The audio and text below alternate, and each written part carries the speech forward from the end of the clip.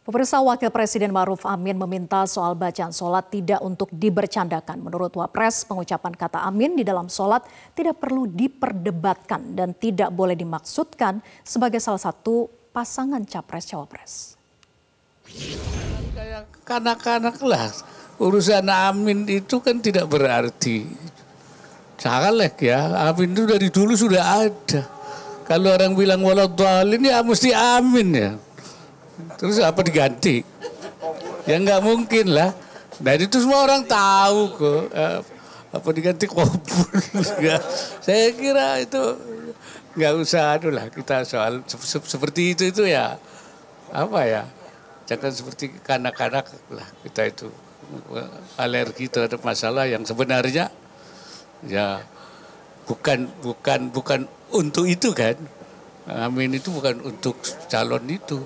Tapi menjawab ucapan kalau orang sholat waladhdallin ya mesti amin. Apa lo enggak mesti di ngomongnya apa?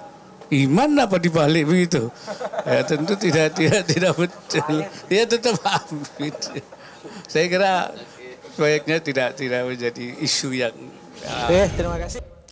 Dan pemirsa, untuk mengkonfirmasi terkait pernyataan Menteri Perdagangan Zulkifli Hasan terkait perubahan perilaku masyarakat karena dukungan politik di Pilpres 2024, kita membahasnya bersama Sekjen Partai Amanat Nasional Edi Suparno serta juru bicara Wakil Presiden sekaligus Ketua MUI Bidang Informasi dan Komunikasi Bapak Mas Duki Baidowi. Selamat malam Bang Edi dan juga Pak Mas Duki. Ya, assalamualaikum. Assalamualaikum. Waalaikumsalam warahmatullahi wabarakatuh.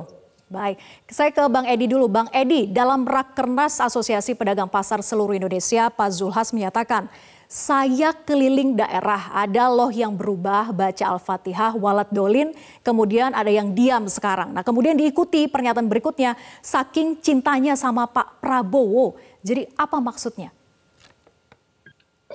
Yang disampaikan oleh Pak Zulhas itu adalah cerita yang beliau dapatkan dalam berbagai pertemuan dengan masyarakat di daerah, bahwa mereka menceritakan ada fenomena unik yang sekarang ini terjadi di masyarakat dan banyak yang seperti disampaikan ya, kemudian dia dalam melaksanakan ibadah, kemudian ada yang kemudian tidak menyebutkan amin secara keras tetapi di dalam hati.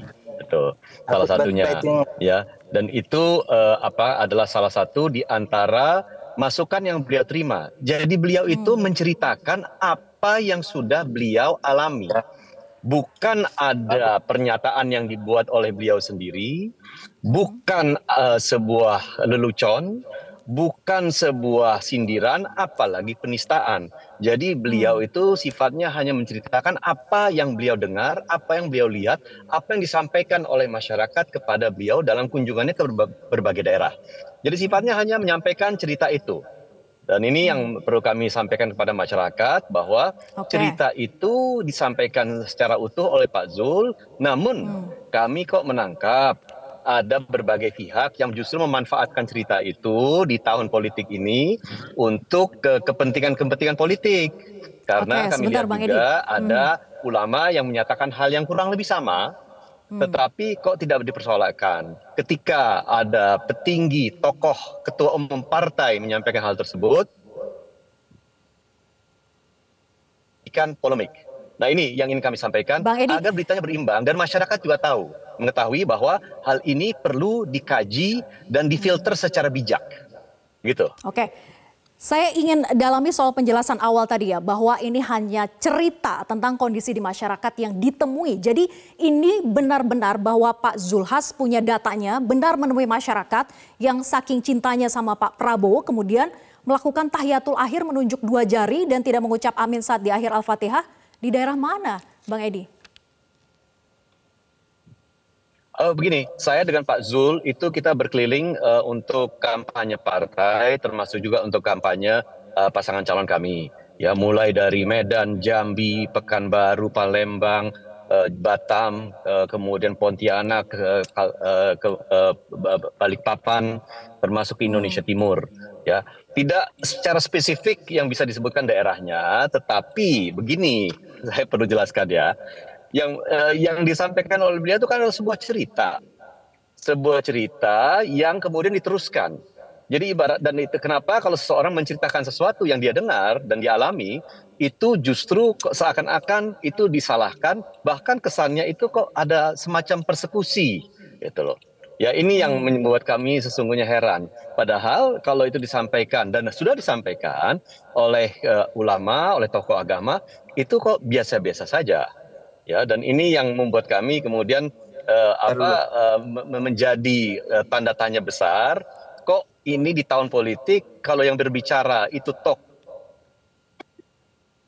partai dari mungkin partai yang mengusung pasangan calon berbeda, kok justru ini menjadi polemik dan dibesar-besarkan sehingga terkesan ada penistaan. Inilah yang perlu kami jelaskan di sini, bahwa sedianya apa yang sudah disampaikan itu bisa dikaji, bisa dicerna secara bijak dan tidak kemudian mencernanya itu dari hasil pemberitaan medsos yang mengatakan bahwa dan menghakimi bahwa ini sudah merupakan penistaan, gitu.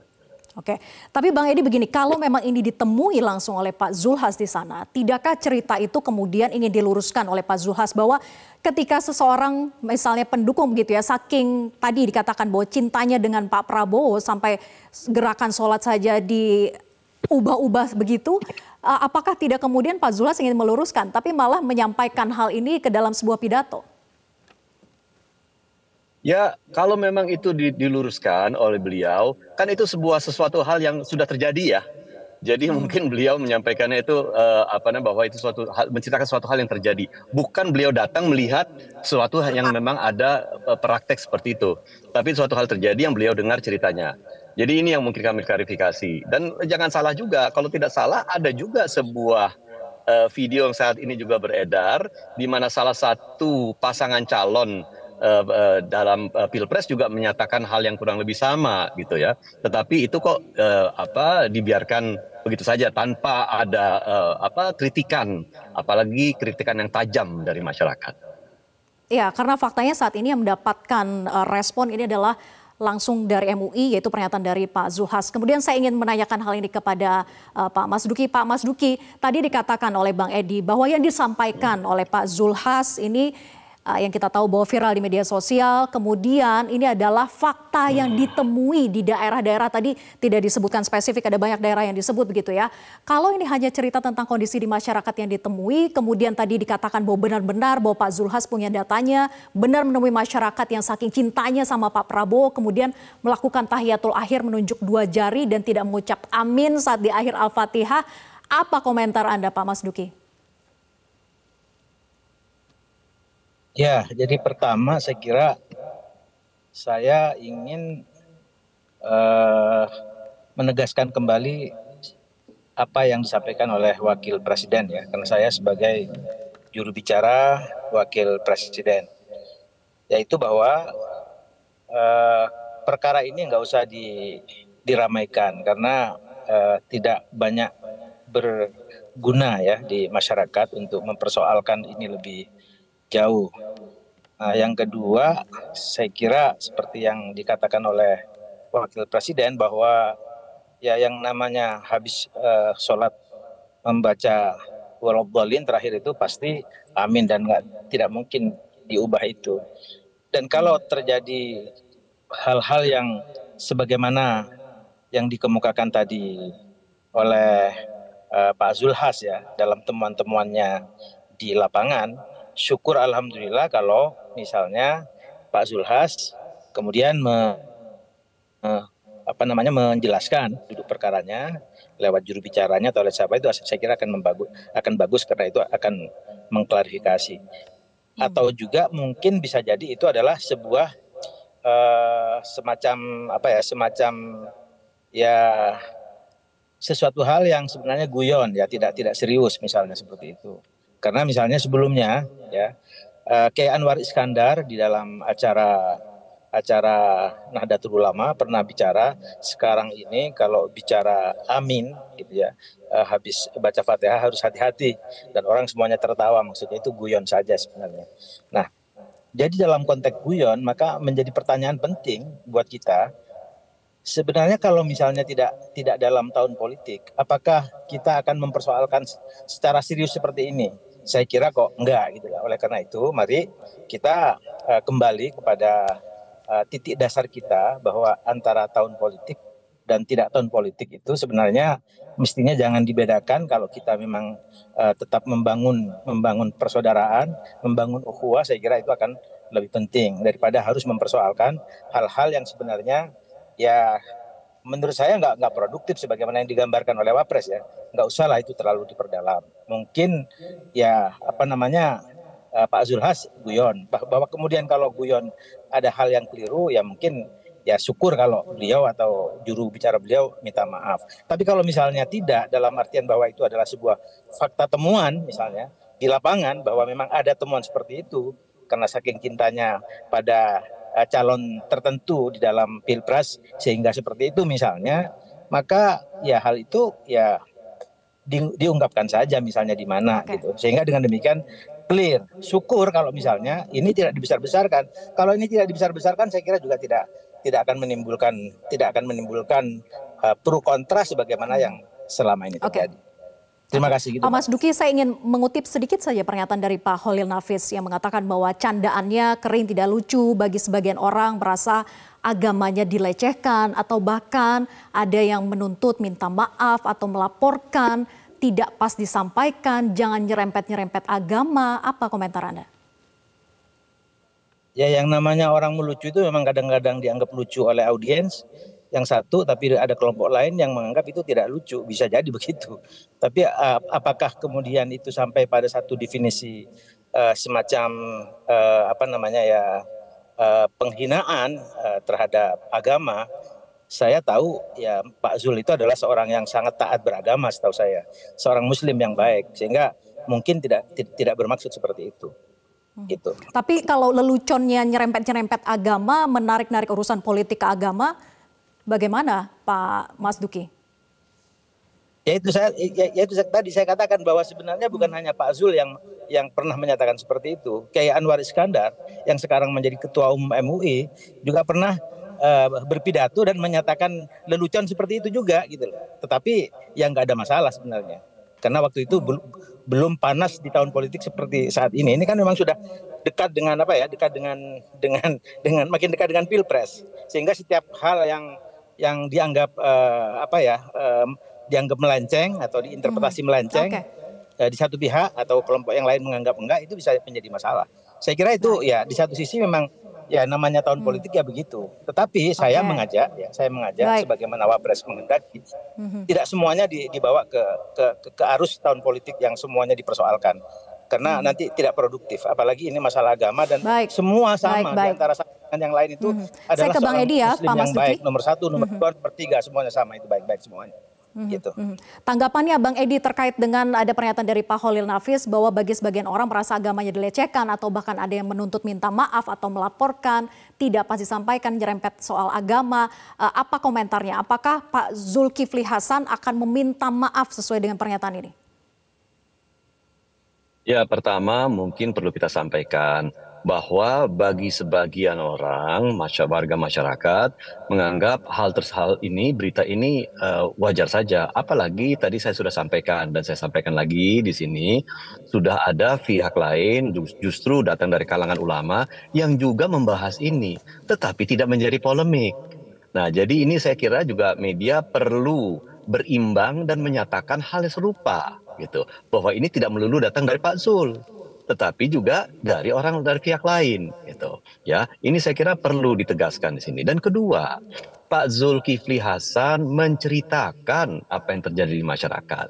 Jadi analoginya begini, kalau misalkan saya menceritakan ada terjadi sebuah kemalingan di sebuah rumah, saya menceritakan pada orang, apakah kemudian saya dipersalahkan karena saya yang justru mencuri di rumah itu? Ya kan tidak. Gitu.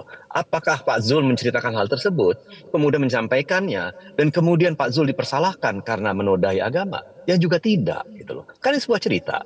Jadi saya kira memang ketika kita sudah berbicara tahun politik, dinamikanya sudah meningkat, suhu politiknya juga sudah meningkat, ya pasti ada hal-hal yang di di era sebelum tahun politik itu dianggap biasa, sekarang dianggap sesuatu yang memang pantas untuk diviralkan dan diamplifikasi oleh kemungkinan pihak-pihak yang memang secara politik itu tidak sejalan dengan arah dukungan di Pilpres dari Partai Amanat Nasional. Bisa saja demikian. Tetapi kembali lagi, kami perlu sampaikan bahwa apa yang disampaikan Pak Zul itu adalah merupakan sebuah cerita. Tetapi Bang Edi, kalau memang ini sebuah cerita, tapi apa kapasitasnya dari Pak Zulkifli Hasan sebagai MUI, Menteri Dalam Negeri dalam acara tersebut di APSSI? Kapasitasnya sebagai Menteri Dalam Negeri kemudian menyampaikan terkait dengan Capres.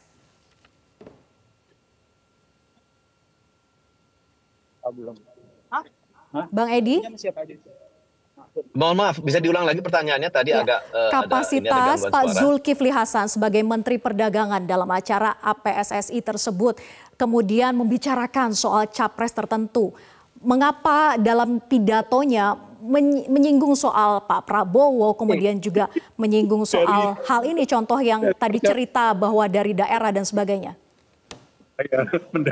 Begini, untuk membicarakan sosok siapapun di Pilpres, ya, apakah beliau sebagai Menteri Perdagangan atau sebagai Ketua Umum Partai, sepanjang beliau tidak menyampaikan visi misi, tidak menyampaikan ajakan untuk mendukung, mencoblos kandidat tertentu, saya kira sah-sah saja kok. Ya, ini kan sebuah cerita saja. Jadi saya pikir mohon maaf dengan segala rasa hormat, tetapi saya kira jangan ditarik ke dugaan-dugaan yang tendensius. Kan sudah jelas apa yang dilarang di dalam pemilu, di dalam Pilpres, di dalam kampanye. Kita sudah paham terus semua hal itu. Dan kami sebagai partai politik, kita membuat undang-undangnya loh. Jadi kita sangat paham. Kita tahu di mana batasan-batasannya, apalagi Pak Zul sebagai tokoh politik senior amat sangat paham apa batasan-batasan beliau ketika beliau berbicara di publik dalam kapasitas beliau atau pada saat beliau sedang menjalankan tugas sebagai Menteri Perdagangan, dan beliau tidak pernah menyampaikan visi misi atau ajakan untuk mendukung pasangan calon tertentu. Baik, terima kasih Bang Edi atas konfirmasinya, kemudian juga Pak Mas Duki sudah bergabung bersama kami di Prime Time News malam hari ini. Selamat malam. Jelajahi cara baru mendapatkan informasi. Download Metro TV Extend sekarang.